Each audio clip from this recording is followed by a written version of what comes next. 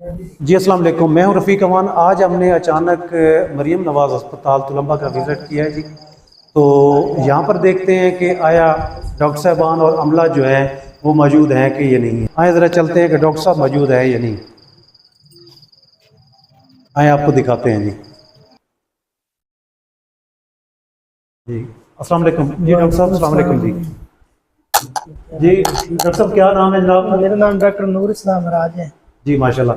जी नाज़रीन, डॉक्टर साहब जो हैं वो अपनी ड्यूटी पर मौजूद हैं और अमला भी माशाल्लाह से अपनी ड्यूटी पर मौजूद है और उनका नर्सिंग स्टाफ और तमाम लोग जो हैं वो मौजूद हैं।